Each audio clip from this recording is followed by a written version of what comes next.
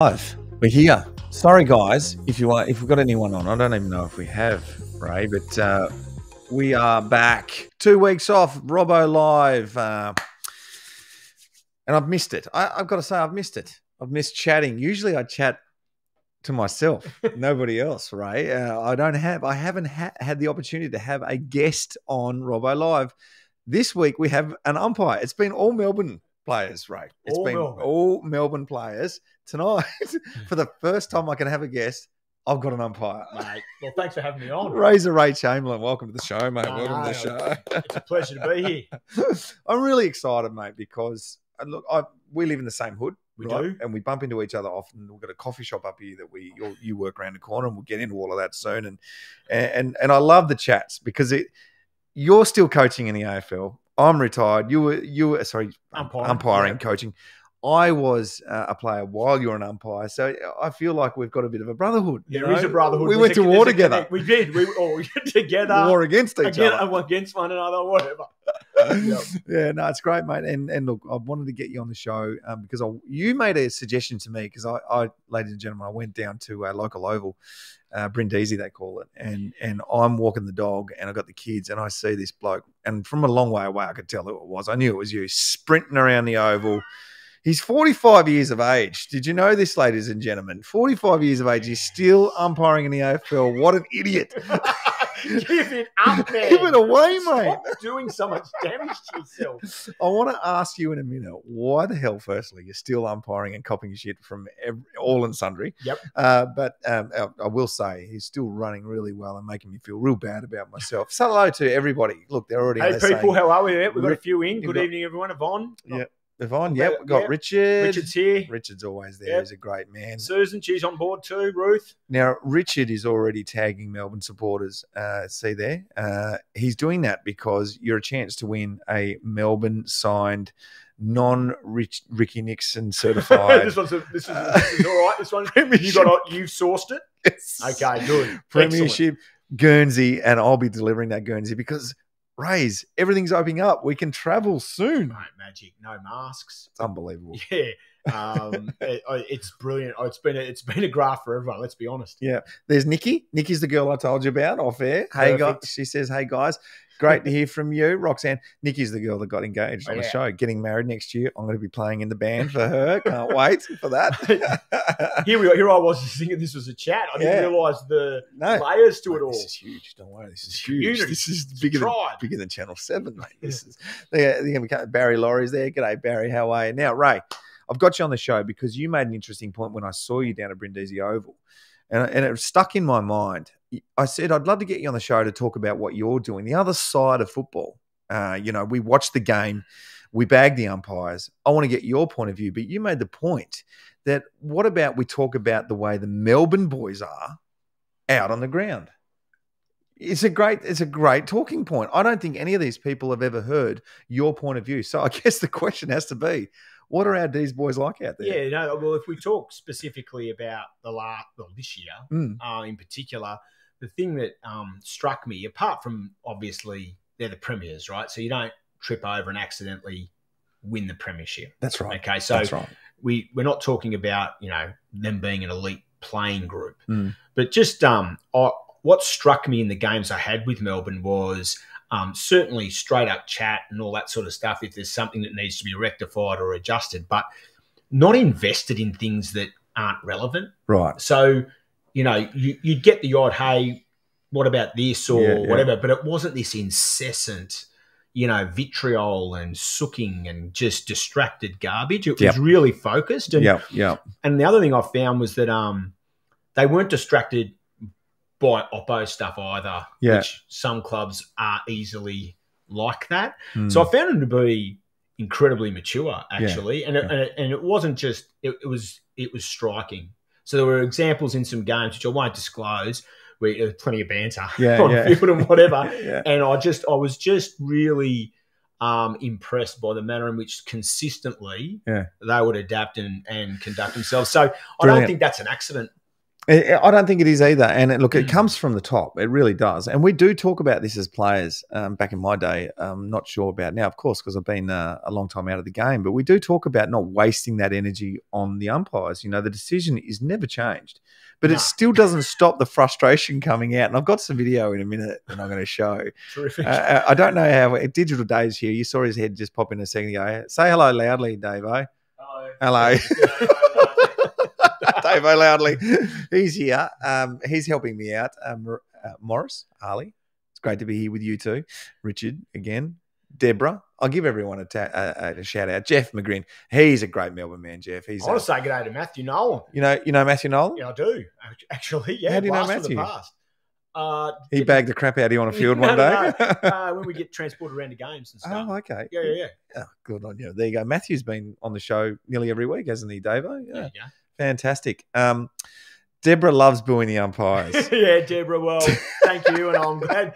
Here to be of service. Isn't it amazing though? Like you watch a great game of football, and as the umpires stride off the ground, like it's not a thank you for officiating a great game that we just watched. It's just the old, here's the umpires. Do you feel it? You know, it's interesting.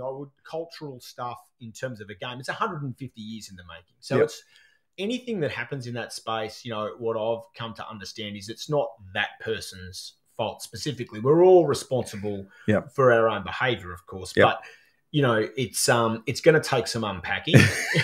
Right? It's a culture. I don't think there's a quick fix. It's a culture. We'll just press that button. Yeah.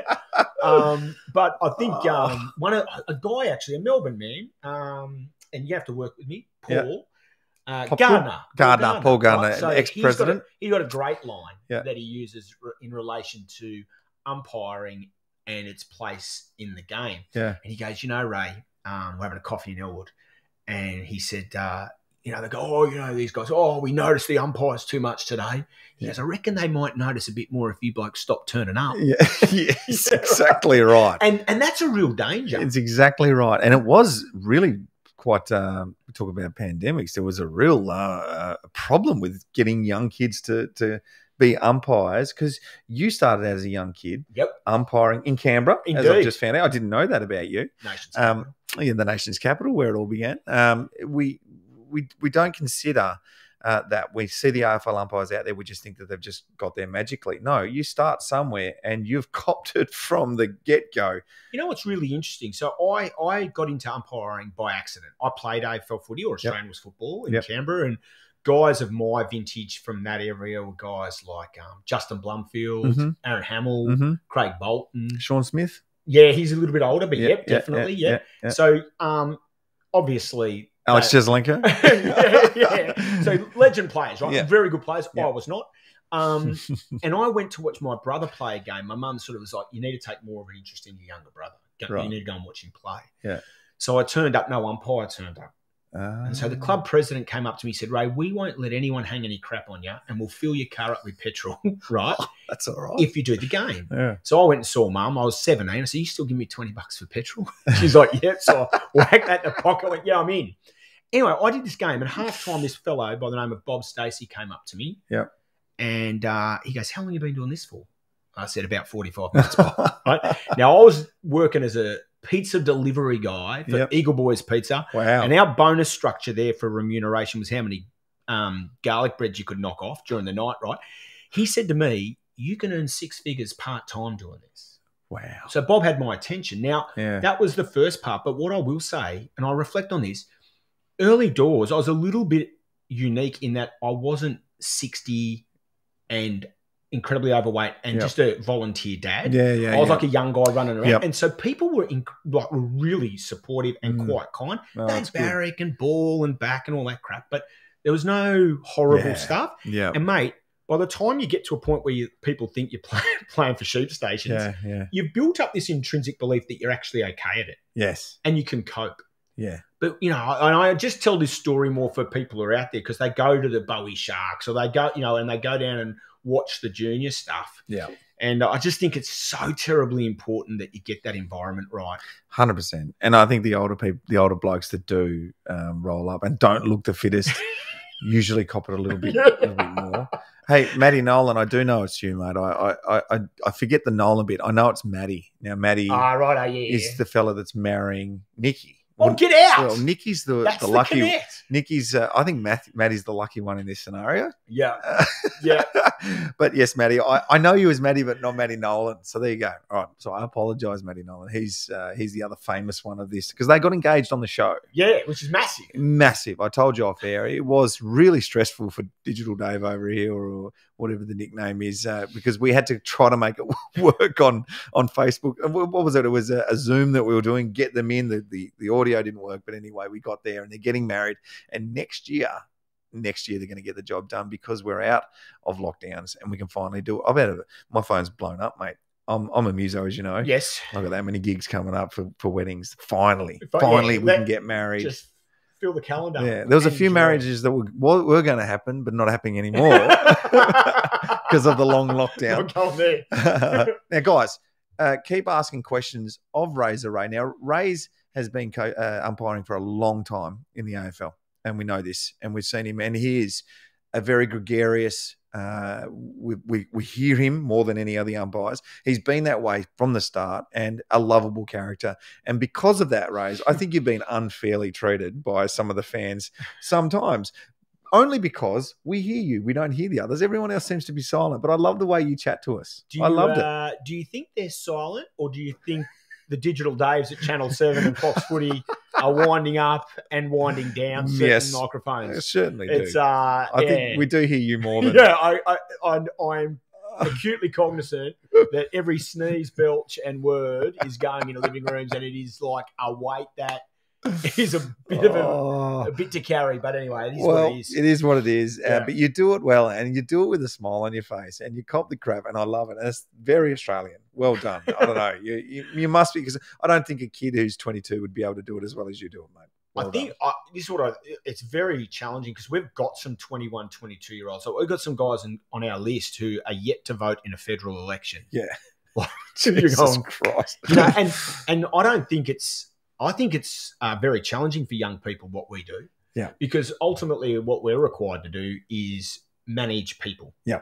In an incredibly unique environment. Yeah. And so it's all about club selection, right? So you don't need the driver or every time. And I think it's only through experience that you get to understand, all right, I can speak in this manner with this person. Yeah, right. But this guy won't like that at all. Yeah. And so just being able to understand those things and then make the right choices. And so it takes a long time to understand that, I think. So when you're 21, 22 and trying to learn your craft in that role on that stage, pretty glaring. Well, I love what you say there. And before we roll some tape of some of the stuff that's happened out on the field, and as I'll get Davo ready to go, have you ever felt intimidated? Have you ever felt, because by and large what we're doing out there is there are big guys.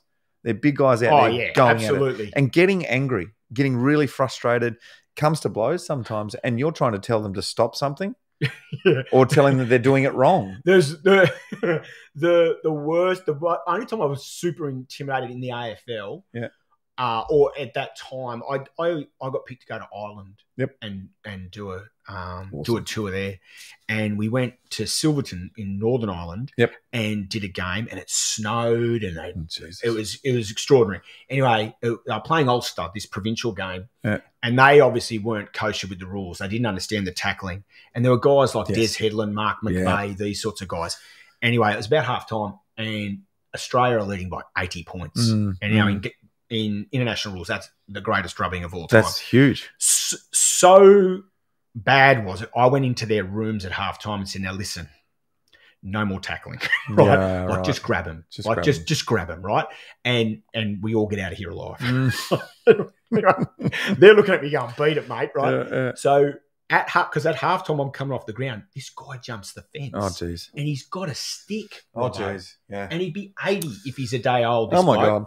And he comes running at me with his stick, and the Irish umpire gets in the road and tells him to beat it. Yeah. You don't know the rules. This guy's straight. I'm going, mate, if he gets any closer, I'm going to take that stick off him and put it somewhere, right? And that was the only time I've ever felt intimidated. But the environment is unbelievable. I'll be honest with you. I love going to the MCG. Yeah. And there's 90,000 people, 100,000, and they just go bunter. You know, it hits you. It physically, the noise physically hits you. It's addictive, and it's addictive, right? And so I've desperately missed that the last 2 years. Yeah, absolutely. Yeah. Desperately missed that. And we were talking about the possibility of retiring at 45 as a great effort. And look, umpires can make it, close to 50. Yep. But giving it up now would feel a little bit anticlimactic after all you've done. Yeah, I don't want to go out on the last year. Like, personally, now I've performed in that, super happy. Still made finals and things like that. Yeah. But I'd love to be able to potentially do an Anzac Day or a Blockbuster or whatever. Yeah. There's a couple of questions up here. Yep. And so they asked about best, worst games, etc. Yeah. I can give you my 3 best games Good, straight out. because that was going to be one of my questions. Answer it now. Okay, boom. My first, obviously your debut. Yep. You remember that. So mine was Hawthorn West Coast down in Launceston. Oh, jeez. But I just loved it, right? And there's some stories out of that, but won't bore you with those. And then I did the game where St Kilda and Geelong in 2009 were both undefeated, coming into like round 15, 16, something like that. Yeah, I remember and that. It was chockers at Docklands. And Michael Gardner kicked 4 goals, Clunk one in the goal square, wins the game. And it was a big mark. It was extraordinary. That game was just unbelievable. And that was the first year that I got deep into finals. I sat the bench in the grand final, did my first prelim. Yeah. And that game was just insane. And I remember that game vividly, so I love that. And then, of course, my first grand final, which was a draw. Yeah. And then we had a replay. Like that was unreal. That was pretty cool. But lots of cool games. But the thing you remember the most. I would assume it's the same for you, but I don't know. I can peel off 3 or 4 games, maybe 10 games, whatever. I could tell you 500 stories where you're off field with your mates and that. And that is the thing that I love about footy the most. Yes, I miss that the most. Yeah, it's the camaraderie. It's 100%. Like, you want to know why you keep dragging your ass around at 45? Yeah. It's those mates. It is. And look, you're travelling around Australia, umpiring the best game in Australia. Yeah, in terms of crowds that show up. Absolutely. Awesome, isn't it? Yeah. Barry Laurie, I have AFL radio. I have a AFL radio with umps on it so I can listen to the umpires at the games. When they blow their whistle, it blows my eardrums. Yeah, absolutely. That's good, Barry. I like that. That's great. Does Razor remember the Melbourne v Geelong final in 2017? Did he think the D's were headed for success back then? Was that 2018 at MCG and they won for the prelim? Melbourne made their way. Yeah, that was that one where I did that. I umpired that game and they won the. It was a night game, week. wasn't it? Absolutely at the G. Yeah, and then I had them again in the preliminary final, which was over in Perth. And it was a 1:30 game over there, and it was as hot as you can imagine. It was warm, yeah. And oppressive as well. I have never been so physically busted in an AFL game in my life. It was horrible. Really? Horrible. Like, it was. There was a point where Frosty and I'm trying to think of the ruckman who Lysette, and they were talking smack with each other at the far end of the ground, and they were only players in that 50. So you had to keep an eye on that. And I was wrapped. Because I was cramping in my quads and my hamstrings. I couldn't move. Going, just keep talking smack to each other. It's not. I don't have to leave. I can justifiably stand here. It was 2018. Yeah, there you go. Yeah. It kind of that's the thing as an upper umpire as well. You can't stop. You can't be the one to say, I might come off for a bit. Yeah, can't. Because that just rotation. Because you were copping from the fans. Well, no, and your coach. Mate, okay, well, you don't. But surely we've got so many bench rotations for AFL players. Why can't an umpire just say, look? So we have a person who sits, a guy or a girl, depending on who it is, who sits on the bench as the emergency umpire. Yep. In every game. Yep. And I'm adamant that is the greatest waste ever. Yeah. Okay.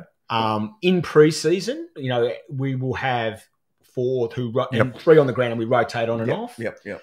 And maybe it's something where you've got either out of form or less experienced or someone having a mare, which happens to everyone, right? And so it might be the last 10 minutes of the game and the coach comes on over the our earpiece and says, "Righto, Ray, you're stinking it up." Yeah, really? You're off. No, that's what I'm saying. We don't do it now, but why does that person sit there for 2 hours eating snakes and doesn't do anything? It's true. Yeah. It just seems it's a nonsense. I mean, the players do it, of course, and it only makes the game better. You cop that crap from the coach. You're telling you're not doing good enough. And we've got a really interesting mix of, like, we've got all these people who have been incredibly successful. I'm talking about Simon Meredith and Matt Stevick and Brett Roseberry and Chris Donlan and Matthew Nichols. These guys, they've done 300, 400, 500 games, right? Yeah. Heaps of grand finals. Yeah. And then we've got all these Nathan Toner and Alex Wetton and all these young guys who've done 50 games or less. And surely you want them umpiring with those guys before they're finished. On field, getting experience, getting supported, learning their craft, on and off. And then, as I said, if it gets, it's tight. Yep. 10 minutes to go, righto. Yeah. That'll do you. Yeah, absolutely. Off you go, boys. Get it done, right? It matters, yeah. I just think umpiring, my view, just one little man's view, right? It's very important. I just think umpiring for so long has laid down a heap of concrete. Yeah. And they just can't bust it up and get it out of their own way. Okay. Yeah, right. And I just think maybe there's opportunity there for us to just break it down a bit and go, all right, if we're making it up now, what would we do? What would we do? What would we do now? Yeah, right. It's an interesting point. We do a lot of things right. We've got really good people that are passionate about the game, mate. Like think about how passionate you got to be to front up every week to cop it for 2 hours. From the players, love the game, mate. From the crowd, right? From the potentially media. Everyone, right? How passionate have you got to be about the game to do that, right? Like, you want a pat on your back for doing a good job. You're in the wrong line. Never get it. I'll ring a bloke. I'll ring a young guy. Oh, hey, mate, how's it going? He'll go, yeah, no, good. What are you up to? How'd you go on the weekend, right? How'd it go? Yeah. And they will default to telling me, I had 3 recall bounces. I missed a hole in the ball in the fourth quarter. No, I don't want to know. Why do you give me the laundry basket of errors? Yeah. Like, we're just wired because it's such a negative environment. Negative space. It is. We need to fix that. I remember, here's a story. I remember before we roll, because I want to get to this vision because it's great. All this stuff, the stuff that I pulled out, and you know. I know where you're going. I'm trying to just pat it out so we don't go there. And people keep asking questions. Have you noticed? Yes, it's just full on, and I keep them. So, guys, if I miss them, what sort of training do umpires keep? We'll get that one, Melinda. That's a good one to do to keep fit. Remember that. Yep. And we'll get to Adam, and we'll get to the rest of them in a little bit. Toby Green, what are your thoughts on that situation? We are going to answer that a little bit later on, Melinda. I was down in Tasmania playing junior football, and I had a bit of a walk with my son early today, because he loves his basketball. And for some reason, we got on to refs. Yep. Okay. I got a tech foul during the last season. I might have gone over the top a little bit on a young kid. It's all right. You made a bad call. Is it all right? This is important. 10-year-old basketball. Yeah. Oh, yeah. Hey. Anyway, he said to me, I haven't had a tech foul yet, Dad. You have. Remember that game? I'm like, yes, thank you. I do remember that. I was just trying to make him aware for you, mate, that you're not getting the calls that you should be getting. And he's like, yeah, sure, whatever, Dad. Yeah, sit down, Dad. Don't be that Dad. So anyway, we're down in Tasmania. I'm playing Tassie Mariners, TAC Cup. And then, it was... So, North Hobart Oval. Yes, one of the greats. I'm from the Northwest. My mum and dad travelled down with my nan to Nan was, and she's passed on now, but she's, Pop didn't come. She's obviously in her 70s at the time. Yep. 80s, getting close to 80s. I knew they were at the Oval, but I just didn't know where. Mm-hmm. So I've gone out and I'm playing in the first quarter, and I go down, chase someone at the boundary line, holding the ball every day of the week. I never tackle. I finally get one. And it was a drop in the ball, and I reckon he, it was a free kick against me, right? Yeah. 2-eye or something, I can't remember. I unleashed on this young umpire. I was young too, so it was okay. But I think it was a direct, you're an F and C. Yeah, that's not going to one of those ones. That's not going to go really real well. Really spiteful too, the way I said it. Really evil. And, the umpire, because you could get away with a bit more back then, I said to my boy Tex, we used to give it a bit, and they it just sort of bounced off them a little bit. Now you probably don't get away with that anymore. Nah. Not as much like that. Nah. Anyway, you're an F, F you, whatever. Hand on the mark, and I look to my left, and there's my nan sitting right there. Going. Russell. My sweet little grandson. What is that? I was like, I didn't know what to do. Do I sorry, Nan? Do I sorry, I'm playing footy. I've got to follow through and be a big tough man. I can't say, sorry, Nan. That's poor. That's good though. I'm glad Nan heard it. Oh, and I learned from that. I never did it much anymore after that. Not like that. Of course, you question a call. Yeah, that's because you're trying to do it right, and you feel like, but that it's not, as long as it's not like I did when Nan was there. Nah, don't do that around Nan. Nan deserves better. Oh, she does. Have you ready to roll with this, Davo? Let's roll this. What do we got there? It's the Richmond. Is it Port Adelaide? I can see. I know the one you're going to go with. This is actually. I'd like to explain this a little bit. Hey, what's that? Don't talk like that. Don't talk like that. That's what you said. Don't talk like that. Let's play it. See if we can get some audio with it as well. I love this. I love the way you talk.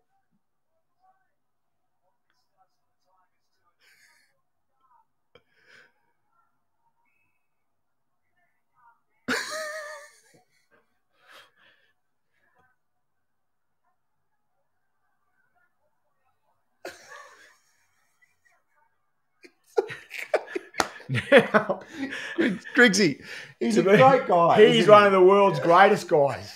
Sean Grigg is one of the world's greatest guys.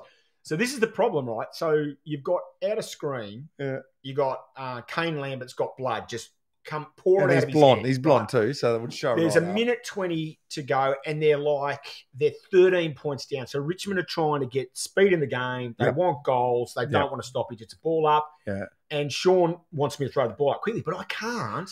Yeah. Because, my teammate's gone, Oi, Ray, blood rule. That's why I'm looking over like I've lost my watch or something, right? Yeah. And then he is just into you. Just into me, right? And he's one of the greatest blokes ever, and it's not his go.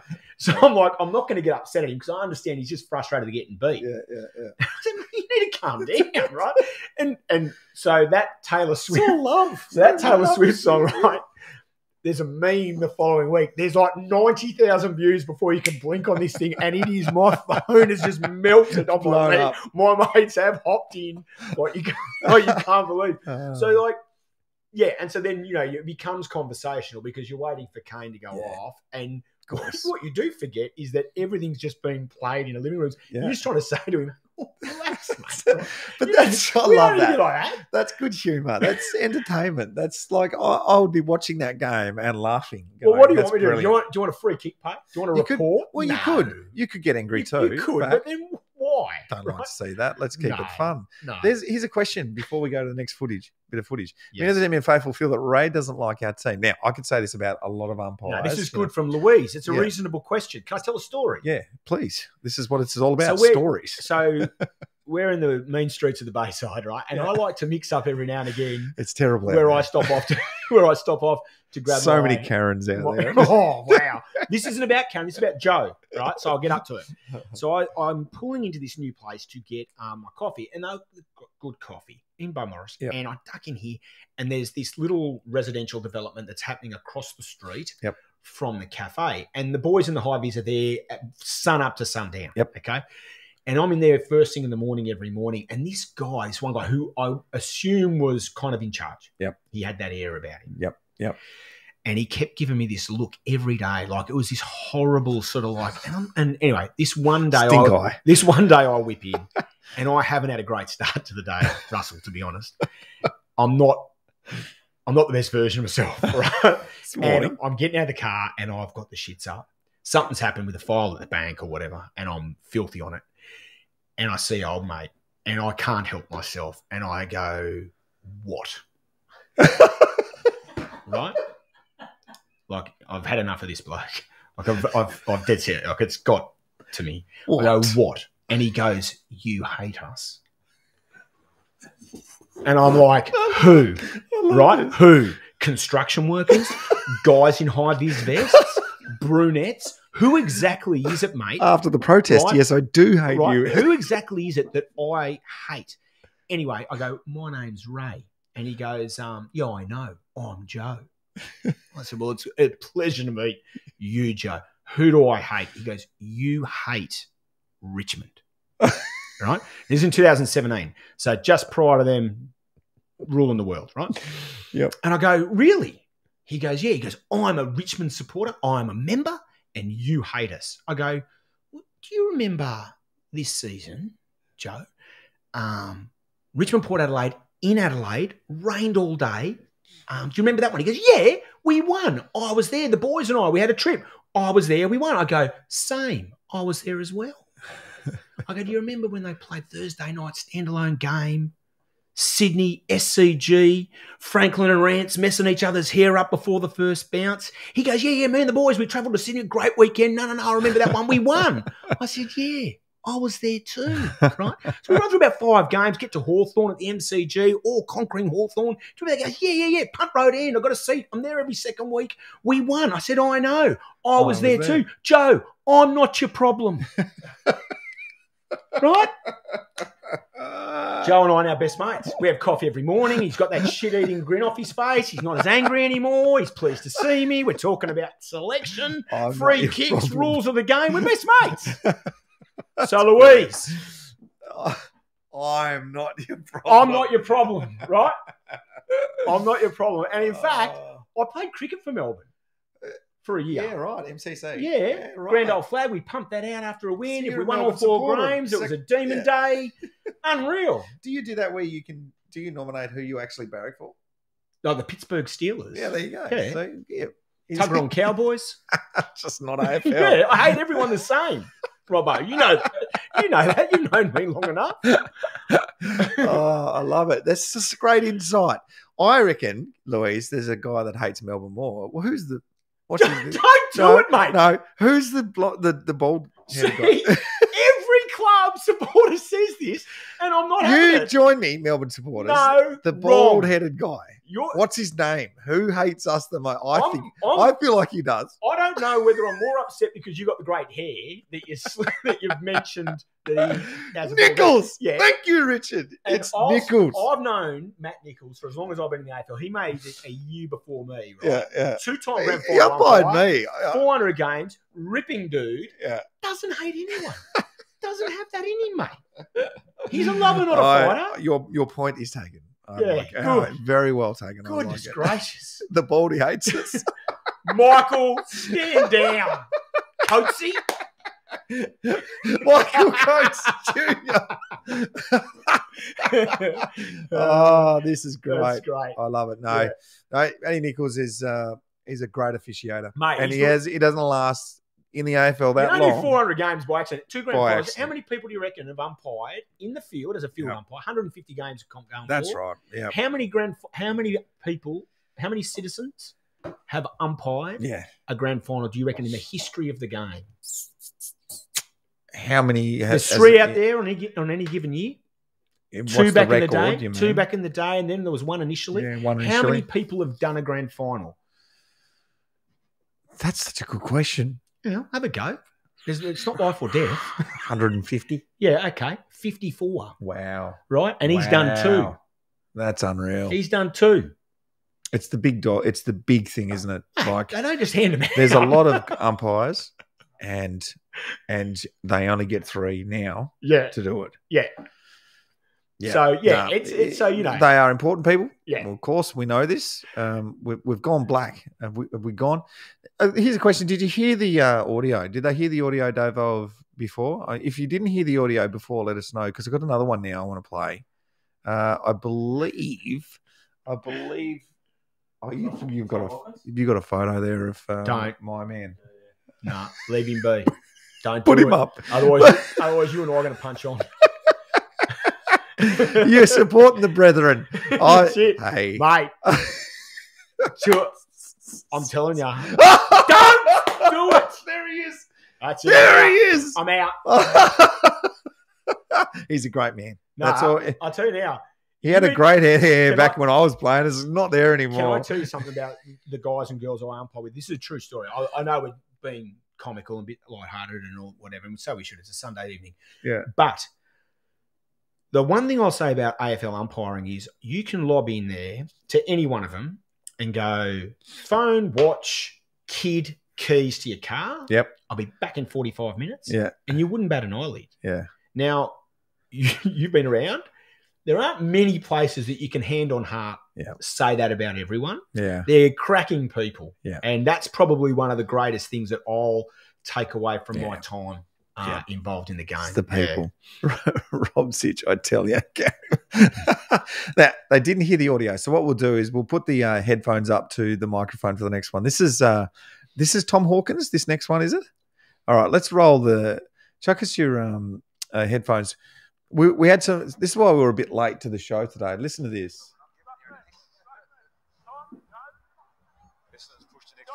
Stoppage. Come on, Ray. Throw it up, mate. Throw it up.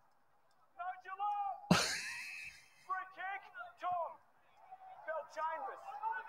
No, you did not. I asked you. I said there was... No, I'm actually not. I know you're not. No, I said...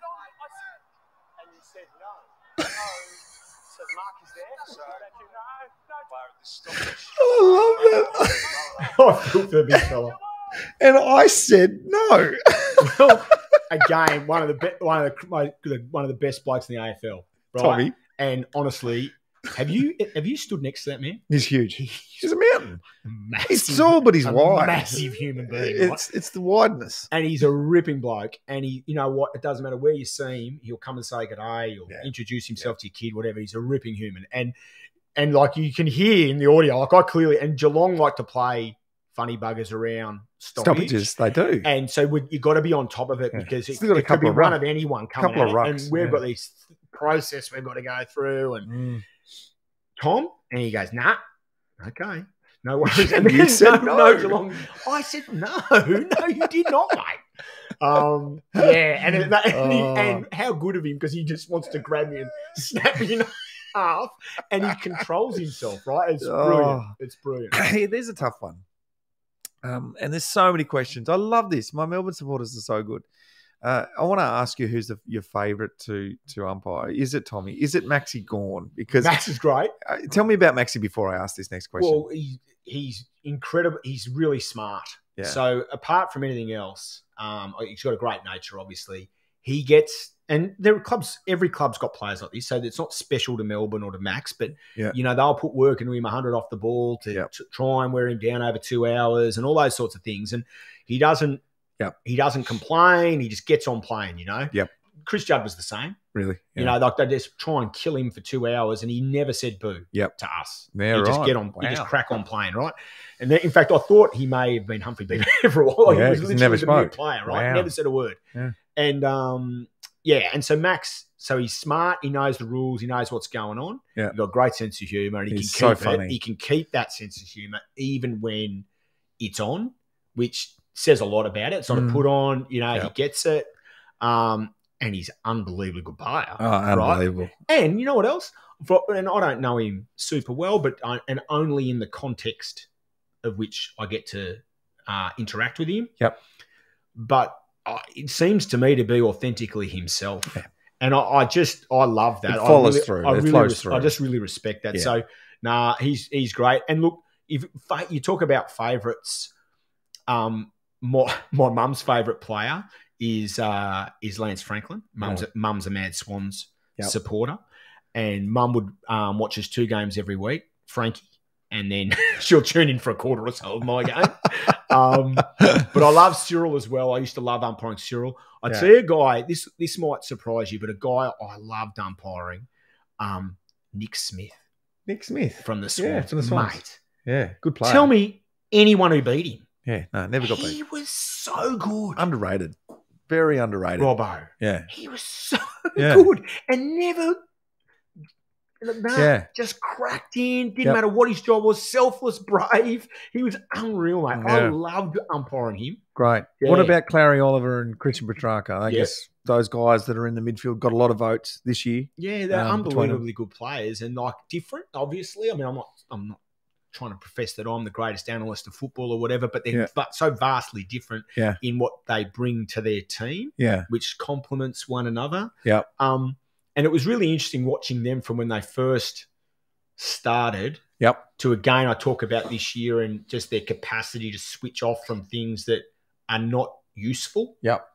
Yeah, good. And just stay there. That's coming from the coach. It's got to be. It's coming from the top. It was just so obvious watching it. And I just think that takes an enormous amount of wasting energy to focus and discipline to be able to do that. So all power to them, I say. Yeah, absolutely. There's some great footage. I don't know if you can find it on YouTube, Melbourne fans, because it probably was something that was reserved only for some special supporters in terms of financial supporters that really put some money in. They got a little extra thing at an event once, and it was Max gone mic'd up on a Queen's birthday weekend. Have you ever seen this one? No. Oh, it's so good. He's funny, first and foremost. We know that. But there was this incident just before half-time where I can't remember who the controlling umpire was at the time. Right. But it was a bounce in the middle after a goal, and it was a very bad bounce. And Max... We do a few of those. He was up against Coxie. Yeah. Coxie Collingwood game, obviously. And instead of... he knew it was going to be a recalled bounce. He's been doing this a long time. I know the one. He just belted the crap out of it and then gave it to the umpire. Yeah. And then I reckon he felt a bit stupid about it because all of a halftime break he's come out and he was trying to make banter with the umpire. He was trying to make nice. It's really great footage. Search it out. If you can't search it, if you can't find it, I'll see if I can find it for you next week. I love it. Okay. That's brilliant banter between umpires and players. That's the stuff. Now, we've got one more. It's called Siren Gate, this one. I'll try my hardest to get this a little bit louder. It doesn't really matter if you can't hear it. You got sound this time? Okay, let's play it. Siren Gate. This is great. Hawthorn with one little chance. Mitchell's twisting and turning. Oh, Bruce. Time. Gee, the siren, mate. I haven't heard it, have you? No. I didn't hear it, but the umpire did. I don't think it's gone, Ray. Holy jeez. You heard it? I don't think it's gone, Ray. Awesome. Pull it up over here. That's right. Wait, let me explain. We get this retarded chime that comes through here, meant to go through simultaneous with the siren, right? Well, I heard that go in my ear. That's why I blew it. A minute, a second later, what happens? Well, we have to pay that price. They're the rules, mate. I didn't write the book. I've just read it, all right? But what was great about that was the explanation that we never really heard enough. So we only heard the media. Let me just say, the media for the next 2 or 3 days only showed the bit where you went, oh, bugger. Yeah. So we have like a wetsuit on underneath. Yep.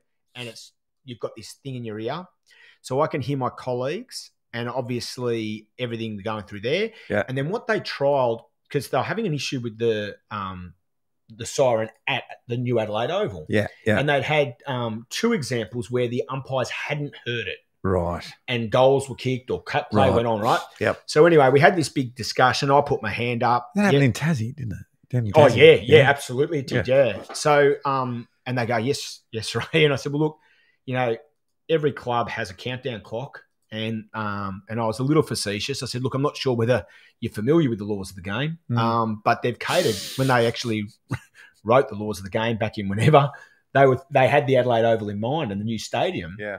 Because any umpire, including the emergency umpire, when they hear the siren, can call end of game. Yeah. Okay. So by virtue or extension of that, because what they wanted to do, they set this buzzer up in our ear. Right. So if you couldn't hear the siren, because of the crowd, you'll hear the buzzer. Yeah. Right. That's happened before. And I said, well, this is just another layer of something that can go wrong. Yeah. Right. And I was told to shut up. So I did. Anyway, lo and behold, go forward 6-8 weeks later and I'm umpiring there and the buzzer goes off in my ear, right? And they've got the sound because it was so cool. I come off the ground and I was like, oh, my God, this is not going to end well. And anyway, the Fox guy come up to me and he goes, I've checked it. You can hear the buzz. Yeah, okay. And I'm like, oh, can you give me a copy of that? But you know what? The AFL, to be fair, like I'll put my hand on heart with this. This isn't a sales thing. They were unreal to me. Oh, okay. Like they were incredibly supportive because it was horrible. Despite popular opinion, the last thing, and this is the last thing you want to do, I'm not afraid to pay a free kick if a free kick stand decides the game. I don't care about that. Yeah, yeah. The players demand that of you. They need to trust you. Yes. That's what they want. Yeah. You know that. Yeah, of course. You go, I need to know this guy's going to do his job. Yeah, yeah. Right? So that's not my grief, and it's not any of my colleagues' grief. It's something like that. Yeah. You just so badly don't want that to happen. I remember when we had the drawn grand final. Yeah. And we had a function that night that we went to, and one of my colleagues, sort of sitting out the back. I'm like, is he all right? So I went and said, are you all right, man? And he was fighting back emotion, and he goes, it's not finished. Yeah. So we don't win or lose, right? Yeah. But the point of it is we kind of wait to exhale. Done, thank God. Yeah, we can move on to the next week. Yeah. And it's because of things like that you just desperately would like to avoid.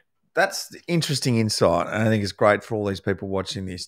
It humanises what you're doing a little bit, because we never get that opportunity. As much as we try, and the AFL will do, pieces in the record, or they'll do a little bit on a show every now and then. We just don't all see it. We just get so caught up in two teams, and we don't realise that there's this little team in the middle that we talked about before. You've got to make a decision soon. So let's humanise this a little bit more and answer two questions. The first one, what do you do training-wise? Yep. And let's go into Razor Ray's been doing this for a long time. He's become an iconic figure of the umpiring fraternity. You've got to make a decision soon. A decision that I had to make. Yes. Was made for me. I reckon I'm going to get the same. And you're going to go through a period. Yeah. That's not going to be easy. So, firstly, what do you do training-wise? Yeah, training's really interesting. We've got a brilliant strength and conditioning guy now who's got people around him who are really great. I was done 3 years ago, and it hadn't been for him, I wouldn't still be here. So we've got very we were in the 80s, mate. So we'd front up day one. You'd have a 45-year-old guy. You'd have a guy who was 21. You got a guy who finished on the last Saturday in September. You got somebody else who's finished the first week of August. Yeah. And yet we're all getting the same program and expecting to be running at the same level on the same day. And it was just dumb. Yeah. But it was just through lack of investment. And the AFL, to their credit, saw that and they poured money and threw money at it. So now it's all, you get this, it's all GPS. It's all Gary. Cheers, Gaz. Get off your maggot. No worries, Gaz. Sorry, I thought I was at the footy. It's just Gary, relax. It's a comfort thing. Oh yeah, it's a comfort thing. Oh, I feel better after I've said that. Yeah, sorry, it's good. Enjoy your week, Gary. Just kick the dog. Anyway, don't, because the dog doesn't deserve it either. Find some joy, Gaz. Yeah. And so so we're really fortunate. So everything's GPS. It's all based on 2K time trial, and so then it's all measured. And whatever. So brilliant. So lots of running. Yeah. We do lots of rehab stuff and injury prevention stuff in the gym. Yeah. And then guys and girls will have off leg stuff. So some people like to swim. Some people like to ride their bike. Yeah. In terms of the other stuff, and you're right about retiring. Yep. Yeah. Yep. And so let's park just even footy and all that sort of stuff. Let's just talk about being a dude, right? Yeah. So you're 45, you're married, you got a kid. I have a mortgage broking business, which I've been chipping away at for a while. I've got awesome staff. They're the ones who are good. Yep. Yeah. I get out of their way, which they're grateful for. But you've got this thing that you've known for so long. Yeah. So I train, I do this, I go to this gym, I go there. That's what has been your routine for so long. Yeah. I'm not fearful of the opportunities or is there anything after or whatever, because I've been building that for like 20 years, which is business. But I have, if I'm really honest, there's apprehension or what will this be like? What will drive me? There won't be 90,000 people to go out and not cock it up in front of and all that sort of buzz. It's like, well, where's that going to come from? And, what then do I throw myself into and is that going to be enough? And how am I going to feel about all of that? Man. I mean, you've gone through it. So, and we were talking before, but that I won't lie. It's something that I'm like, I don't know. I've done everything I can to be ready for it. Yeah. Nah. There's nothing that prepares you. And right? Nothing. It's a scary thing. But you do get through it. And Gary, we're good, Gary, by the way. It's fine, mate. I totally get it, man. Thank you, though. We get what you're doing there. It was a good joke. With retirement from what I said to you, which is glitz and glamour, it is amazing out there on the MCG, guys. It's 90,000 people, 80,000. You can yell at the umpires. It's right, you can. It's fine. I'll turn up and go berserk. There's a little bit of banter going, mate. I don't mind it. I don't mind it at all. And hey, this reminds me of the game that you were at not long ago. You were there to watch Max Gawn tear Geelong a new thing hole. Unreal. What was that like to watch up close and personal? Because we couldn't watch it. We weren't there. It was all TV. So there's no votes to be cast in that game. Yeah. And two of my very best mates were umpiring that game, and another guy I've known for a very long time. And, you know, we're in a hub together in Perth, all this COVID stuff. So I've been whittled down to four dudes, you know. Oh, wow. And so you just want them to do well, you know. And we come off the ground, and one of my mates, and he never swears, right? He's just not a swearer, very straight-laced, right? And he goes, well, the fucking big fella can't play any better than that. So I was like, well, no shit. It's like, wow. Anybody could have played better than that. It was just an extraordinary 2 hours where you just went, wow. I might actually get that game out and watch it again later because it's a piece of work, isn't it? It was seriously incredible. A body of work. Yeah, and, you know, and being a neutral observer, you couldn't help but just sit there and go, yeah. Taking the piss. He was just clocking the game. And I just think he had the cheat codes. It was just incredible. So that was an unbelievable. Which leads me, it segues, but let's get to this comment from Alan Harris, which is brilliant. Thanks, Robbo, for having Razor on. I'm late to this stream, so I might have missed the question. Ray, you've been umpiring at the highest level so long, but you're still human. Are there any changes that haunt you? I think he means clangers that haunt you. Oh, clangers, changes. I thought he might have been changes to rules and stuff, which is another question. But go clangers first. Clangers. There are two that I remember, two frees that I remember that just, and one was an Anzac Day game. Yep. Oh, there's not many people there for that. No one gives a shit. And I love Anzac Day. Like, it's outside of grand final, it is the best. Yep. It's so cool. Yeah. And Dustin Fletcher, when hands in the back had just come in. And Dustin Fletcher had worked his opponent beautifully. He did everything right. He didn't push him at all, but his hands are flush in his back. I remember that. And I just remember my guts going, I've got to pay a free kick. Yeah. It's the only time in my 350 odd games that I've physically gone, they're gonna hate this, right? And Dustin couldn't be a nicer human. And trust me, he didn't like it at all. But you know, it was crook. And then I remember I cocked up. So I had Essendon and Carlton at the MCG, and it was a sellout. And the players are on the wing, and they're two dudes, and it's holding the ball every day of the week. Yeah. And the guy gets tackled, but just when he gets tackled, he gets turned away, and I know he attempts to handball it. Yeah. But now I've got his back looking at me, and I'm like, oh, can't see it. Yeah. Fuck. Yeah. Right. And I'm one of these guys that go, don't guess. Yeah. Other guys got if you see 70% of it, nah, bullshit. If you don't see it, don't pay it. Because everyone can then look back and go, well, how can he see that? He's got it wrong, but we can see why. Yeah. You guess and get it wrong, everyone goes, I can't trust you. Yeah, exactly. Right? So for me, that's just my brand. That's what I stand for. I was going to play on. Well, mate. The Great Southern Stand had a different view. No, they let me know, which was great. So then I knew I fucked it up. So that was terrific. Have you ever seen Naked Gun 33 and a third when he goes out into the middle and he's wearing the baseball rep thing? I think, and he goes, strike. Proper that. Play on.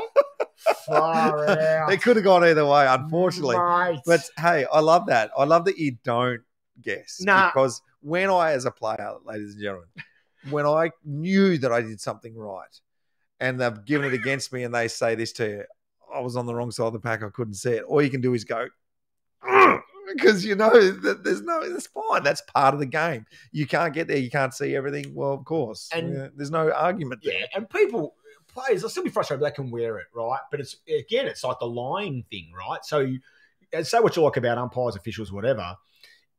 What I do know or what I strive for, what I value, and lots of players will go, oh, this prick again or whatever, right? And I can understand it because I'll probably feel similar. I'll probably feel similarly, right? So, hey, listen, this is reciprocal.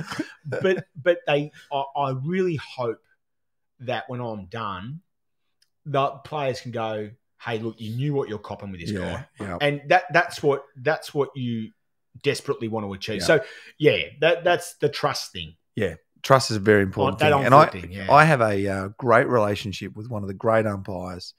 I had such respect for him. He'd see me after the game, before the game. We would have a good laugh, good chat. Yeah. Darren Gosling. Bull, mate. The Bull's one of the He's greats. a legend guy. Right. And I've got so much time for him, and Yeah. I would never argue with him on the field because I trusted him. And can I tell you something? He's Yeah. the only bloke in my 20 years, right? So we had set times for time trials back in the day. Bull, I want to know why Bull. Oh, yeah. And they gave him nearly 30 seconds extra over 4K because he was that good. Mate, great. they go, mate, we don't care. If you take an extra 30 seconds to drag that big ass Yeah. around 4K, we'll wear it because you're a jet. Mate, every year, lock him in. You get to the preliminary final, worst case. Yeah. Grand final, preliminary final, he was unbelievably good. Yeah. Gary wants to know what's the best, funniest sledge you've ever heard. Oh. If you want to think about it for a while, one of the great ones, if you don't know this story, this is brilliant. It's not something that I was there for, but it's great. This is the great Michael Voss, who's got a massive job ahead of him at Carlton at the moment. We were just talking about that before. Michael Voss, Shannon Burns. You know, remember Shannon Burns played for Geelong, came to Melbourne, still at Melbourne. Great guy. He's our runner at the moment. Yeah. He's a ripping guy, but he's a little guy. And part of your fraternity, Yeah, the little yeah. man fraternity. But he's Bilbo Baggins he's group. smaller than you, I reckon, in terms of wiry and thin. Right? Anyway, it's halftime. After halftime, ball goes up in the middle of the ground. I think there's a big punch. The ball goes out to the boundary line. And the midfield group run over to get this next contest going. When Michael Voss has yelled out, this is Shannon Burns playing in the middle of the ground after halftime. Michael Voss has yelled out, umpire, stop the game. And everyone, because it's Michael Voss. Look. Even the umpire stopped and looked, and all the players looked and goes, there's still one of the Oz kids out on the ground, and pointed to Shannon Burns. And even Burnsy reckons he's just gone, well played. That's brilliant. Well done. I went out to bat at under 19 national championships, and we were in Melbourne. Yep. And the under 17s were in Adelaide. And Andrew Simons from behind me at second slip goes, this poor prick got on the wrong plane. And I was like, God, do one. I'd love that. I'd love to have a drink with that guy. Mate, some of the proper stories. Yeah. So best legends, I love the funny ones are normally like what you just said. They're not nasty. No, they're actually hilarious. Yeah. And guys like Andrew Mackey was brilliant. Ben Hudson was hilarious. The People's People's Beard. guy running around in that. I only ever saw him get real angry once. He played for Werribee in the VFL one year. Yeah.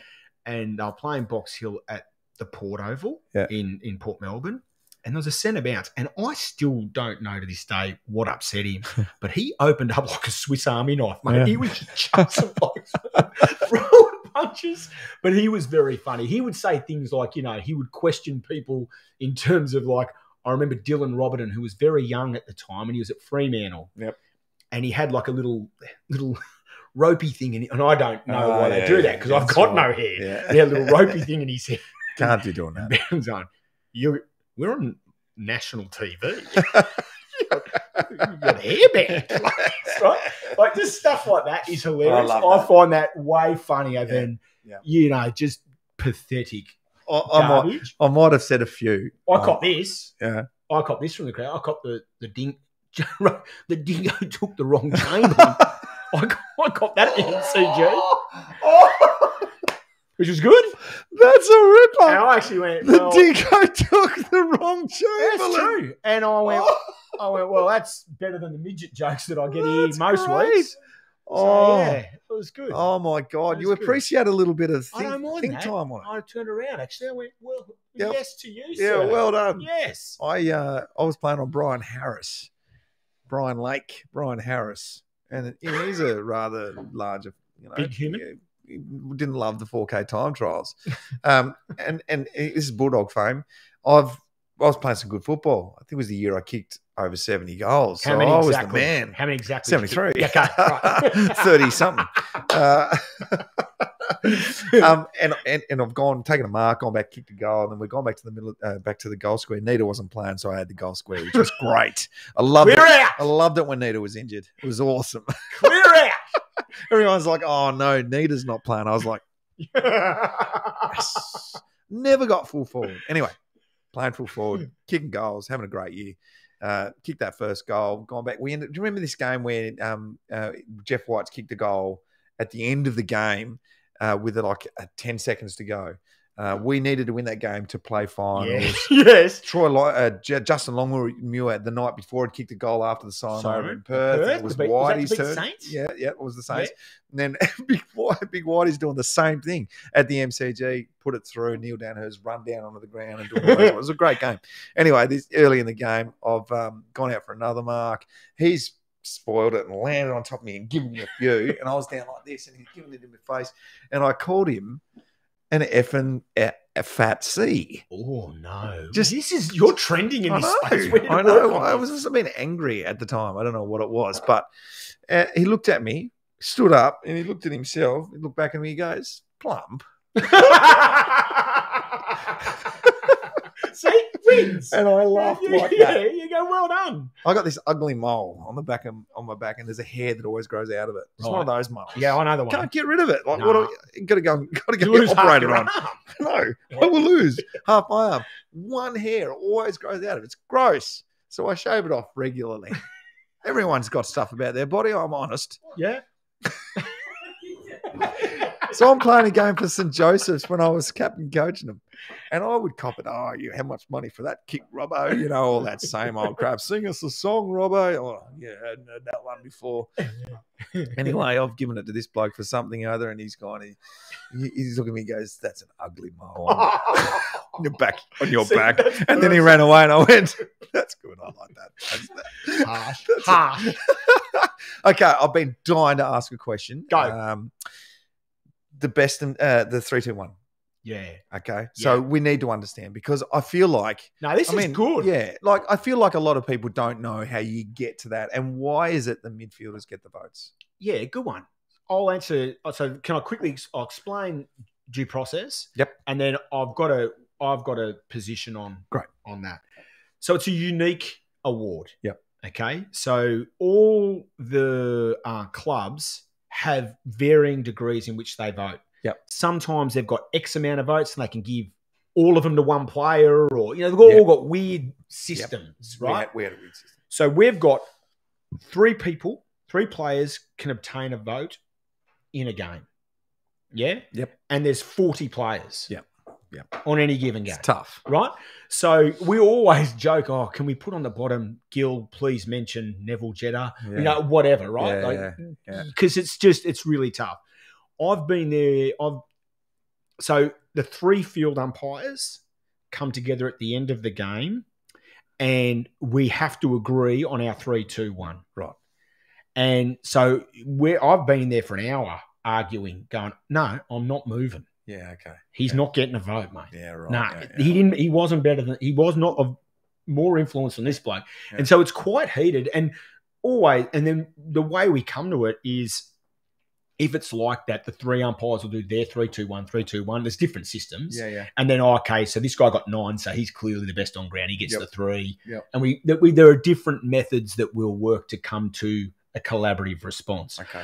But it's, in my 18 years in umpiring AFL football, I'll say this so people know, I have never heard another umpire from another game discuss the process or the votes that were cast in any game. Right. It's something that we really care about. It's sacred. Yeah. And it's not to be twatted about with, right? Yeah. So we like it, hate it, shocker, whatever. Yeah. It matters, and we care about it. So I think that's really important. You talk about why is it a midfield medal? Well, let's be honest, particularly in the last 15 years, the game is a full field game. And who wins every other award? It's like everyone goes, show me the ruckman that won a best and fairest at any club. There'll be one. Yeah. And he probably polled the most out of any tall in the Brownlow for that year. Yeah. So it's I think it's not just about the Brownlow medal, this midfielders thing. I'll say this, I do know, because I'm in there, we sit there and go, okay, who were the most influential bigs?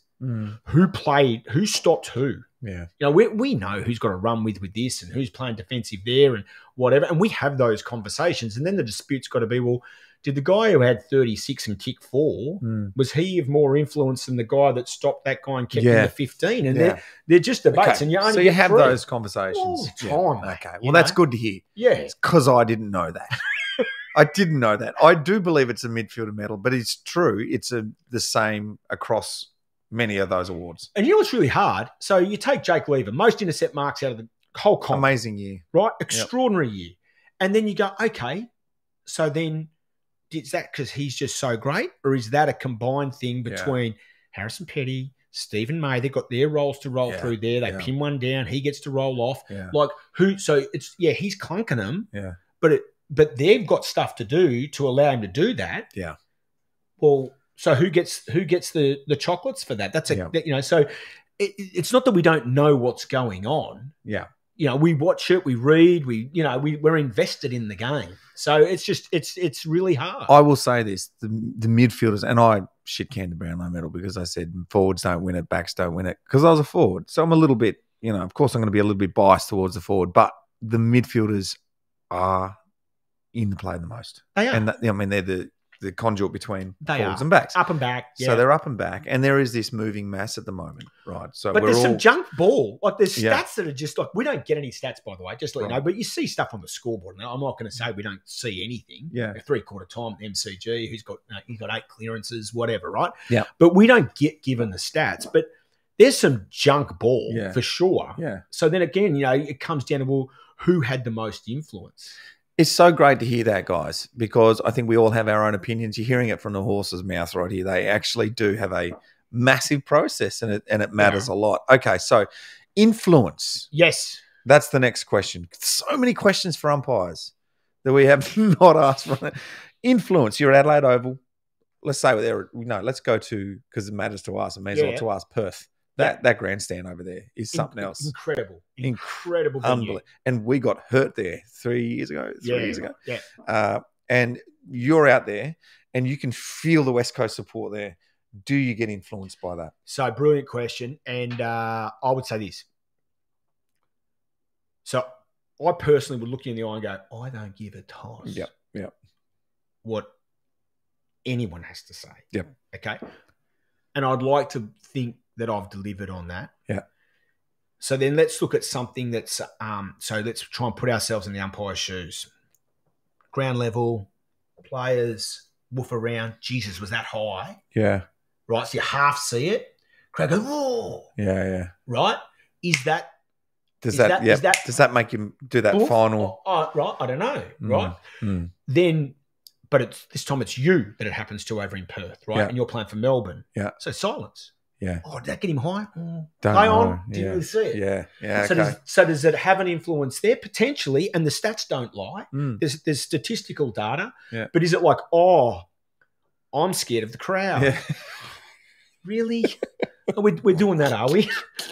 I love it. Well, I don't know the last AFL umpire that got stoned to death after the game. Do you know what I mean? It's a great answer. It's like, come on. It really is. And yes, of course, anybody would be the same. So let's go with now your critical time in the game. Yep. Okay. It's the forward line. Yep. And a forward may have got touched high, but because it's such a critical position on the ground, not you, but do you think there may be times where an umpire will go, I just think, down the other end of the ground, I would have paid it, or if it's in the middle of the ground because it didn't matter as much. I don't think at the elite level, they do that. Okay. But I'll say this, right? Just like there are Max Gawn and Nick Natanui type ruckmen, yep, there are other ruckmen. Yeah. Just like there are Chris Judds, there are other types, right? Yeah. And just like there are, Matt Stevick, got the most grannies out of our group, or Simon Meredith. Yeah. There are other umpires as well. So and this is the same in any field. Mm. You get your coffee from the same spot every day, I bet. Yeah, I do. Because you like the way they do it. Yeah. Right? Okay. So I think we all respond differently. Yeah. And so then as the year goes through, 8 cycles make the finals, yeah? They do. 12 guys make the finals panel for the AFL umpires. Yeah. Yeah. Great choice of special guests. I would certainly shout Razor Ray at the bar. This is a success. I can't see who wrote that. Thank you. That's a brilliant comment. I reckon it's probably Gary. I need to tip one in too. I haven't had a beer for a while. Well, you're looking fit. You're getting ready to go. I'm hanging on with white knuckles, mate. Is that lucky band? It's about to go. The dingo sledge is next level. It is absolutely next level. Hey, before we tidy this up, because it's gone on for a lot longer than we've probably ever gone digital over there. We are loving this because we're gone into territory, Davo, where we haven't gone before. It's all been Melbourne. It's all been players. Well, fair enough, too, to be fair. Well, and the reason we did this was for these people here and for the people later on when they listen to this on our podcasts, on all the podcast platforms. Yep. You can listen to this on, what am I trying to say? Spotify. Yep, Spotify. Different platforms. Different Download, platforms. upload, whatever it is. Listen to this, whatever. What do I say? Like and subscribe. It's on the internet. It's on the net. Yeah. It's in the ether out there somewhere. I do have to ask two more things. Toby Green. Now, we do have some footage. Do you reckon we can bring that up? The footage of Toby Green running into the umpire. Now, I want to talk about this mostly because when I was 16, I want to say, 16, 17, and Carlton were right there playing well, and they won a premiership in 1995. Diesel Williams was having a heated discussion with an Essendon player. We know the story. No, I know the one, yeah. And sure. Someone was he wasn't looking at the umpire, but he certainly gave a shove. Yeah. Right. And by the way, good dude. Greg Diesel. Worms. Oh my God. When we played at Carlton, he'd be in there and that. Yeah. And he'd come and have a coffee with you and ask you how you were going and ripping block. Such a good guy. Yeah, and I knew great story. I didn't realise how good a guy he was until Nita got inducted into the Hall of Fame. And there was, I think, the Dominator Johnson was inducted into the Hall of Fame same night. So a lot of Carlton boys, a lot of Melbourne boys. Yep. In the bar later, Diesel decided that he was going to spend the night with the Melbourne boys. Like, I've had enough of the Carlton boys. I've been with them forever. I know their jokes. They're sick of their stories. And he sat and told us his stories. We told him. It was one of the great nights. He is hilarious. Yes. You look at him on field, he's grumpy. He's got his look on his face. He's not very fast. No, he's hilarious. Oh, man, if you get the chance to spend a night with Diesel, Good take dude. it. I'd pay for it. Toby Green, we know he's a different kind of player. I was a bit of a fair player. I'm not saying that he's not fair, but if there's an opportunity to give someone a whack, it's just in his nature to do it, okay? He's a hard man when he plays. Great fella off the field. We all love him. But he's been reported a lot. You can't deny it. The stats don't lie. He's made a bit of a mistake pushing the umpire this year. Can we play that footage? And we'll just run through the YouTube clip that we've got here. You probably won't hear it. We don't need to hear it. They can hear it. Look at that. Now, first of all, I want to say, what's the name of the umpire again? That's Stevic. Matt Stevic, yeah. Stevic, well played. You didn't get crazy. No. Didn't go over the top. He was brilliant. He's brilliant. Yeah. Well, yep. Here we go again. We'll play it again. To 6 weeks. Here it is. Green was This initially is handed a Toby 3-match sanction. giving that but shove the that we've AFL all appealed, seen. claiming the Now, that's penalty me was as a shove. manifestly That's inadequate. The incident he dates says back it's to a the loving Giants' sort of elimination gesture. fight. We don't need to go back over old ground and crucify I don't have anything in that. I don't have it. I wish I did. So I've got a photo. It's one of my favourite photos of Toby and I at the MCG. And it's very similar, but we're shaking hands after a game. Yeah. So that closeness and stuff, not unfamiliar. Yeah. Yeah. So look, we're really lucky at the elite level. Yeah. Okay. So first of all, the players are unreal. When you consider the combative nature of the game, and you know it better than I, because you've had to bloody throw yourself in it. It's physical. It's mad, right? Now, the players on the whole, to be in that headspace and that fierceness, and it's their livelihood and their passion, and then we're the ones who are sort of coming in and sort of poking the bear.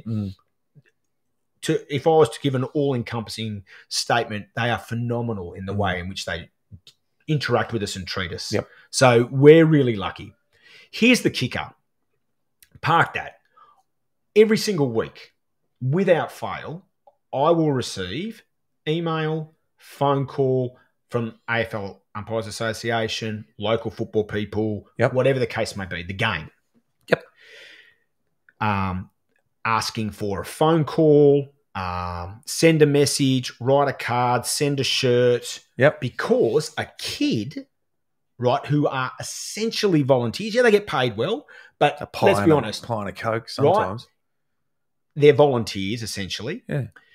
They have been physically assaulted, followed home by people in their car, Oh my God. bullied at school, had their bike stolen. You know, you just go on and on and on. Now, Far out.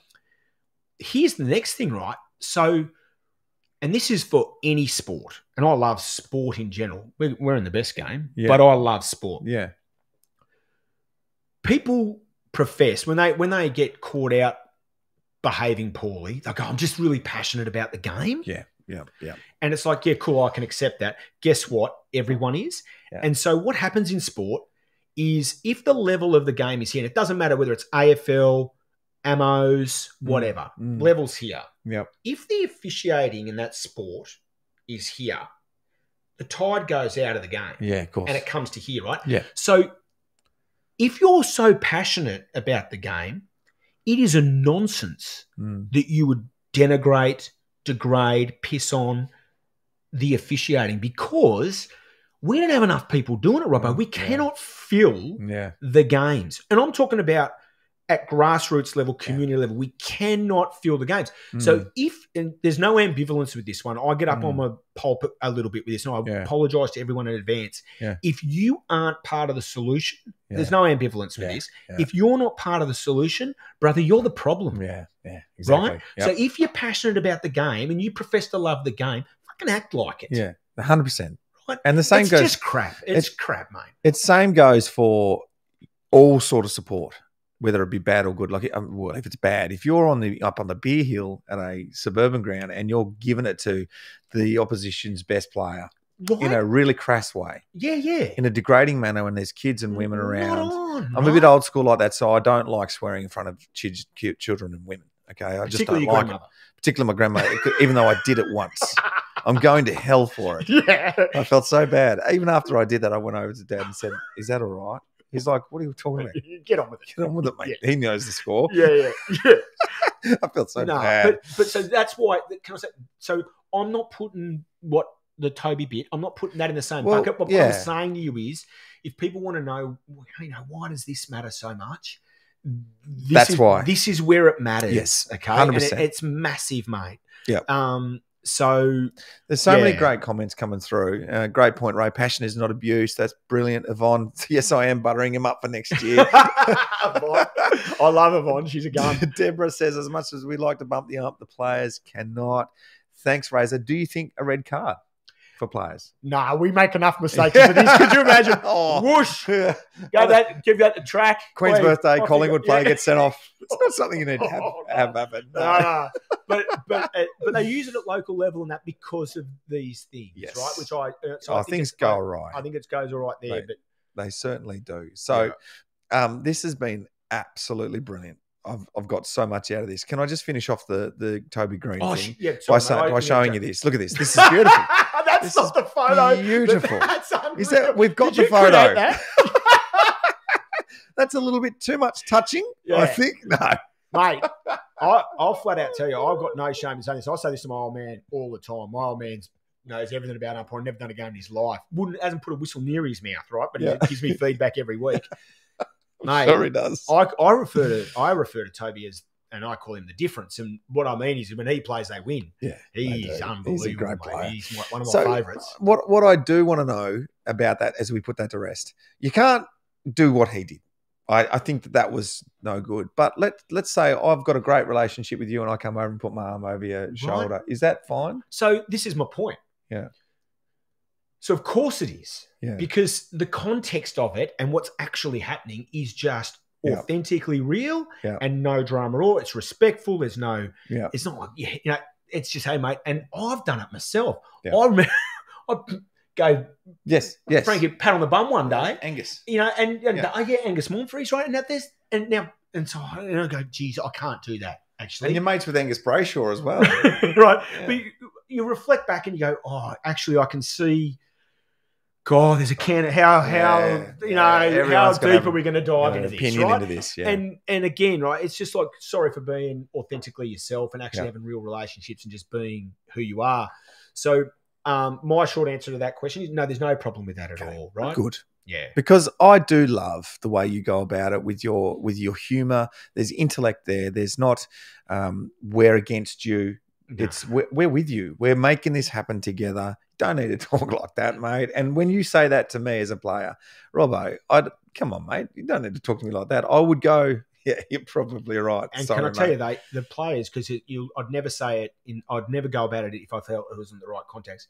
Every one of them are the same. I had a situation in round 23 during the year. Yeah. So, hey, whoa, and this guy's a combative player, tough. Yeah. He's tough, this kid, Yeah, right? yeah, And I really like him. He's tough. Yeah. Half an hour later, he came up to me, and it was a goal, and and it was just us. He goes, "Man, sorry." Yeah. And I go, Yeah. "No, rip in, bro." So that's fine. And it's great that you say that because it is a 360-degree game, right?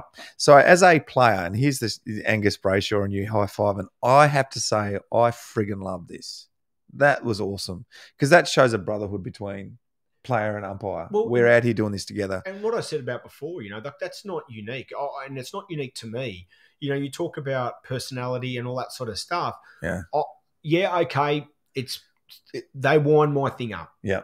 Okay. And I've said some stuff and it's come through and said, they go, okay, here's our opportunity. So I'm open to Mike all the time. But, all of our guys and girls in their own way have got their own personality, funny. Yep. And they respect the players so much and the game. Yes. That's at their heart, mate. That's right. That's right. Yeah. Thank you. And thank you, Alan Harris. I enjoyed this one far more than I thought I would. And I appreciate that. Cheers, Alan. because they've all been expecting Melbourne players, right? And players like Alan Jakovich that I haven't heard from a long time. I thought this was important because this guy's got a view on our players, our guys that have done something so special this year for us. I don't know if I'm sure, of course you do, because you're a football person. You understand what this premiership means to the Melbourne people. It's huge. To this town. to the raw emotion that I've heard from these people over the last 10 weeks since we've been doing this, possibly more, has been phenomenal. Phenomenal. It means so much for us to have some success, to be relative, to not be the joke anymore. We're not the brunt of everybody's joke anymore. Yeah, no. Right? So, yes, we can hear from all the past players, but this guy's been around Angus Brayshaw and he's been around Max and he's been around Pritrak. And you guys don't know what they're like out on the ground. I don't know what they're like out on the ground. They're different, okay? And it was great to get your view on them. Thanks for having me on. It's good to have a chat. Obviously, these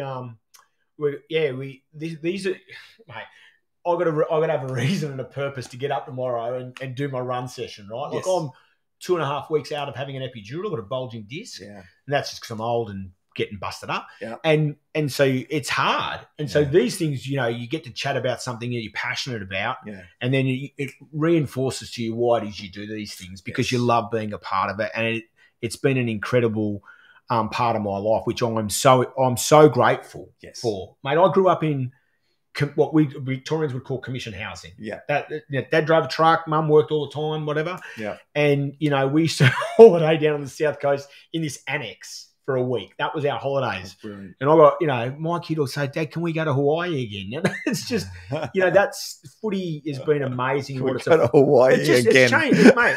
It's changed our world, and it's because it's just such a brilliant thing, and I'm really grateful for it. And so things like this are great, mate. I love it. No, well, mate. And Davo, who's running this for us, he interviews a lot of very important people all around the world. Right, okay. This is just our little fishbowl, and he enjoys this probably more than doing that other stuff because that insecure look. What's that? Insincere, sorry. Yeah, I do. No, hey, retirement. Just before you go. Yes. Okay, we've got to address it because I went through it. Talk me through it. Now, I think you're going to be all right. Do you know why? Because you've got so many stories. You've got so many memories. You've got a respect there. So you do, and you will go through some tough times because here's the thing, ladies and gentlemen, you don't know this out there because if you've got a goal and a dream that you've been trying to achieve all your life, it's still out there, okay? So you're still working towards something. Don't know what it is. If you don't know what it is, that's fine, but you're still working towards it. If you know what it is, maybe it's so far out of your reach, okay, but you're still sort of... With us, we sort of got thrown into this thing at an early age, right? 17, I was drafted. My dream came true, okay? Yeah. And so I was living this dream for the next 14 years. It was amazing. It was phenomenal. I was around all these amazing people, 80,000 people in the MCG, down in Geelong, kicking goals to win us the game down there. the mateship, the high fives like Brayshaw out in the Yeah. ground, the mateship after the game, the stories that I've got stored in here that are mine, okay? It was amazing. So I lived the dream. And then at the age of 30, someone said, it's done, mate.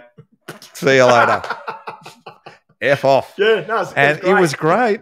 You were great. We appreciate it. But just so you know, there's not going to be a lot of communication between us anymore. We're done now, bro.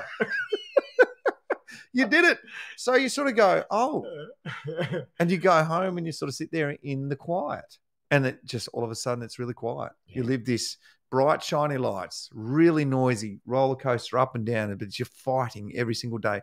All of a sudden you don't have to fight anymore. And you got to move on to the next thing. And that next thing is not as sexy. No. Okay, because it's not your dream, it's not your goal. So you sort of sit there going, what am I without this? Okay, now that might sound to you, oh, come on, whatever. But let's be real about this. That's tough because you can no longer, you don't have this, it's done. So what am I striving for now? In time, you start to realize that there are so many other great things in life that it's okay. And you've got plenty of things going on that are going to keep you busy. But I reckon I hit a moment, and it was a moment where I decided to be proud of what I did. That's pretty cool. I just hit a moment. I was like, wow, I did something really special. And we're taught as Aussie boys, as Aussie blokes, to never stand out too much from the bunch. Never talk about yourself too much. Don't say what you did good. Well, fuck that. Yeah. Yeah. F that. Yeah. Because you've got to be proud of what you are and what you did. If you're not doing that, then you're not a good person. Yeah. Okay. And again, I totally understand what you're saying, and it's true. I love that you've been able to get to the point. You go, hang on, celebrate this, celebrate it. Because one thing I do know is this whole notion of time. Right, like you can't whack time in the offset account. I've drawn it later. No, right. It's ticking and it's gone. You spend time every day. Yeah. Right. Yeah. And so if you can't find joy in what you're doing, and celebrate it, shit, it's been wasted. Yep. How sad is that? Absolutely. And you'll sit there in your retirement and you'll remember all these wonderful things. And I do. And this is why I love these people, because they were a part of it. And we talk about those moments, and I talk about the moments. And I'm proud of them, and I am. And I talk to my son about them. I say, I did this, and it makes me feel good now. There was a time where I didn't feel good about it because I felt I should be still doing it, or, I didn't do that well. I didn't do that well. But that all sort of fades away in time. And all I remember is just these big, beautiful moments that some kid from Tasmania who started out with nothing, some kid from Canberra who was thrown a bloody a petrol card to umpire a game now has gone on to officiate in how many games now? 350 something. 350 something out in that ground in front of all of you, and you all love him and know him. And that's something that you'll be proud of one day. You'll get to it. Yeah. And you'll get to it with people, friends and family and all that sort of stuff. People like this that I've got, you'll get there, and it's wonderful. Nah, cool. And you're a wonderful man. You really are. You won't want to hear this yet because you are still in it and you're self-deprecating and you can't talk about yourself, but you are great. You are great, Razor. And thanks for coming. Mate, thanks for having me, Robbo. Cheers, mate. You're a legend. Good on you, we'll mate. see you next week. Back with the Melbourne Player next week. Done. Good on you guys. Bye. That was good, mate. Thank you. Well done.